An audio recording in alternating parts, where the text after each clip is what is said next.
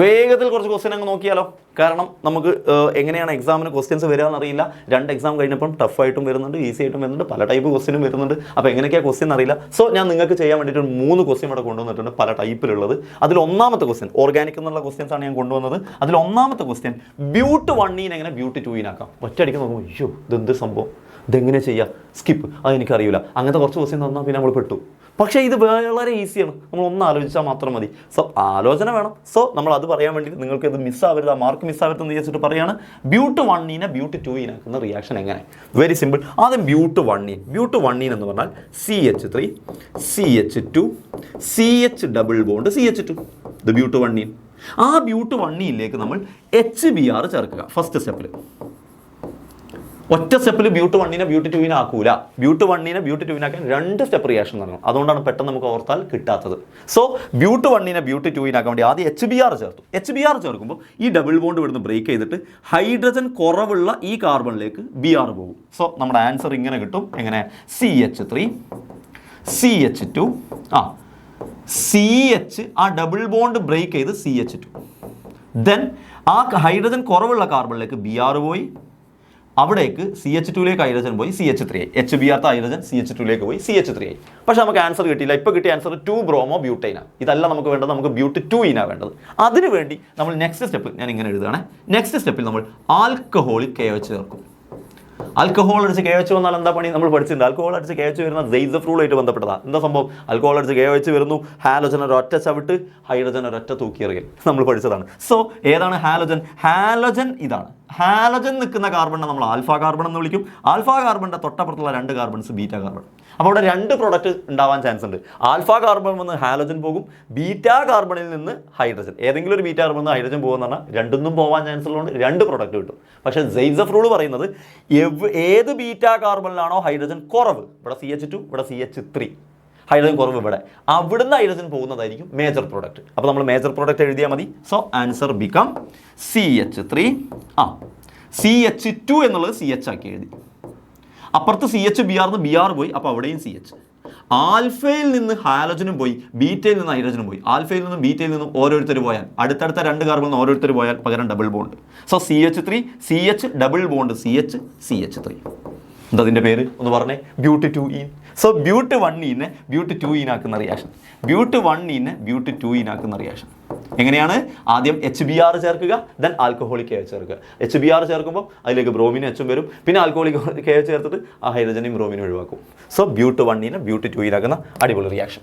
Then അടുത്ത reaction identify A and B. 2CH3COCH 2 ketone നമ്മൾ react ചെയ്യുന്നു ഡൈല്യൂട്ട് ബേസിൻ്റെ പ്രസൻസിൽ. Aldol condensation. ഡൈല്യൂട്ട് ബേസിൻ്റെ പ്രസൻസിൽ സെയിം കീറ്റോണോ സെയിം ആൾഡിഹൈഡോ റിയാക്ട് ചെയ്താൽ അത് ആൾഡോൾ കണ്ടൻസേഷൻ. എന്തായിരുന്നു ആൾഡോൾ കണ്ടൻസേഷൻ എഴുതാൻ ഐഡിയ? Very simple. 2 കീറ്റോണിനെ 2 പ്രാവശ്യമാക്കി എഴുതുന്നു.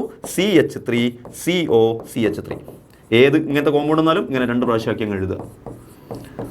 ഡൈല്യൂട്ട് ബേസിൻ്റെ പ്രസൻസിലാണ് ചെയ്യുന്നത്, ഡൈല്യൂട്ട് NaOH. അപ്പോൾ എന്താ സംഭവിക്കുക? നിങ്ങൾ എഴുതിയ 2ാമത്തെ കീറ്റോണിനെ അടയാളപ്പെടുത്തുക. അതിൽ ആ 2ാമത്തെ കീറ്റോൺ ഇതാണല്ലോ കാർബൺ, ആ ഫംഗ്ഷൻ ഗ്രൂപ്പിൻ്റെ കാർബണിൻ്റെ തൊട്ടപ്പുറത്ത് നിൽക്കുന്ന കാർബണാണ് ആൽഫ കാർബൺ. ആ ആൽഫ കാർബണിൽ നിന്ന് ഒരു ഹൈഡ്രജൻ തൊട്ടപ്പുറത്ത് ഓക്സിജൻ്റെ അടുത്തേക്ക് പോകും. ആൾഡോൾ കണ്ടൻസേഷനിൽ നിങ്ങൾ ഓർത്ത് വെക്കേണ്ട മെക്കാനിസം എന്താണ് പറയുക, റിയാക്ഷൻ്റെ ഐഡിയ അങ്ങനെയാണ്. സോ CH3 ആ ഓക്സിജൻ്റെ അടുത്തേക്ക് H പോയി, അപ്പോൾ OH അതിനകത്ത് താഴേക്ക് എഴുതി. പിന്നെ ആ O കഴിഞ്ഞിട്ട് ഒരു CH3 നേരെ കണ്ടോ, ആ CH3 മുകളിലേക്ക് എഴുതി. ഓക്കെ, അപ്പോൾ CH3 ഓക്സിജൻ്റെ അടുത്തേക്ക് അപ്പുറത്തെ കാർബണത്തെ ഹൈഡ്രജൻ പോയി, OH മുകളിലേക്ക് CH3 എഴുതി. ദെൻ ഇവിടെ പ്ലസ് പോയി ബോണ്ടായി, അവിടെ ബോണ്ടായി. ദെൻ ആരാ ബോണ്ടായത്? CH3 എന്ന് ഒരു H പോയാൽ CH2 ദെൻ COCH3. ഇതാണ് നമ്മുടെ A എന്ന് പറയുന്ന ആൻസർ. A എന്ന് പറയുന്ന ആൾ ഇയാളാണ്. ഇതാണ് A. ഈ Aയെ ചൂടാക്കിയാൽ എന്താ സംഭവിക്കുക? H2O പോകും. അതാണ് കണ്ടൻസേഷൻ. H2O പോകും. H2O പോകുന്നത് എങ്ങനെയാണ്? Very simple. നേരത്തെ ഉണ്ടായ OH ഇല്ലേ, അത് അവിടുന്ന് പോകും. ദെൻ നേരത്തെ നമ്മൾ ആൽഫ കാർബണായിട്ട് അടയാളപ്പെടുത്തിയ ഇയാളെയല്ലേ, ആ ആൽഫ കാർബൺ നേരത്തെ അടയാളപ്പെടുത്തിയ ആൽഫ കാർബണിലെ ഒരു ഹൈഡ്രജനും കൂടെ പോകും.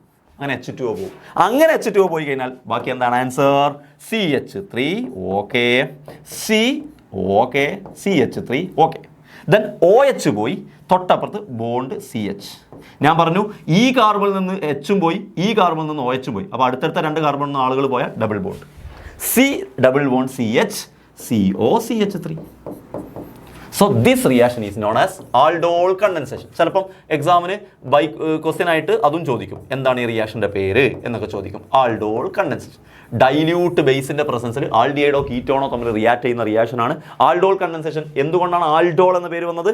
ഇവിടെ കീറ്റോൺ ഗ്രൂപ്പോ ആൾഡിഹൈഡ് ഗ്രൂപ്പോ ആയിരിക്കും ഉണ്ടാവുക. ആൾഡിഹൈഡോ കീറ്റോണോ ഗ്രൂപ്പ് വരുമ്പോൾ അതിനെ ആൾഡ് എന്ന് വിളിക്കും.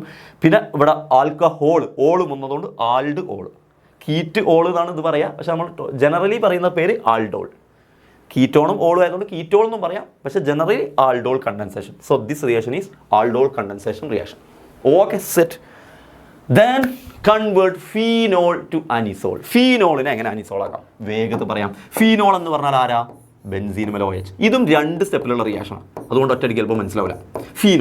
ഫീനോളിനെ എങ്ങനെ അനിസോൾ ആക്കാം? അനിസോൾ എന്ന് പറഞ്ഞാൽ ബെൻസീൻ മേൽ OCH3. മക്കളെ, അനിസോൾ എന്ന് പറഞ്ഞാൽ ഒരു ഈതർ ആണെന്ന് മക്കളെ മൈൻഡിൽ ഉണ്ടാകണേ.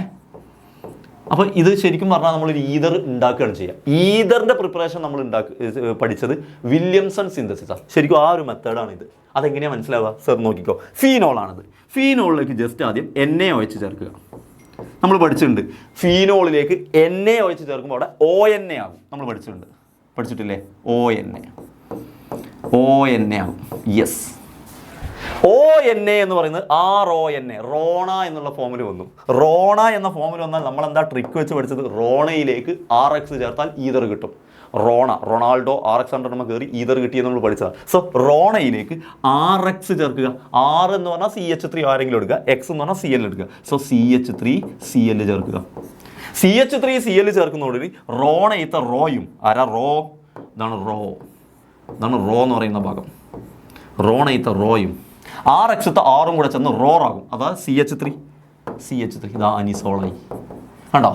സോ ഈ സ്റ്റെപ്പ് മുതൽ ഈ സ്റ്റെപ്പ് വരെ ഇത് ശരിക്കും എന്ത് റിയാക്ഷനാ? വില്യംസൺ സിന്തസിസാണ്. അപ്പോൾ വില്യംസൺ സിന്തസിസ് എന്താ എന്ന് ചോദിക്കുന്നതിന് പകരം, വില്യംസൺ സിന്തസിസ് എങ്ങനെയാണ് എന്ന് ചോദിക്കുന്നതിന് പകരം ഫീനോളിന് അനിസോൾ ആക്കുക എന്നുള്ള ചോദ്യം വന്നു. അപ്പോൾ ആദ്യം ഫീനോളിലേക്ക് NaOH ചേർത്ത് ONA ആക്കണം, അതിലേക്ക് RX ചേർത്ത് OCH3 ആക്കണം. ബൈ പ്രോഡക്റ്റ് ആയിട്ട് ആര് വരും? അത് എഴുതിയില്ലെങ്കിലും കുഴപ്പമില്ല. ബൈ പ്രോഡക്റ്റ് ആയിട്ട് ആര് വരും? NAയും Clഉം. നമുക്കറിയാം റോണയിലേക്ക് RX ചേർത്താൽ റോണയിലത്തെ NAയും RXത്തെ Xും കൂടി NaCl ആവും. റെഡി? സോ മക്കളെ, ഇങ്ങനത്തെ കുറച്ച് റിയാക്ഷൻസ് ഒക്കെ ഒന്ന് ഊട്ടി ഉറപ്പിച്ച് പോയിക്കൊണ്ടു. നിങ്ങൾക്ക് നാളെ ക്വസ്റ്റ്യൻ കാണുമ്പോൾ നിങ്ങൾക്കത് മാർക്ക് വാങ്ങാൻ ഏറെ ഹെൽപ്ഫുൾ ആയിരിക്കും. So thank you.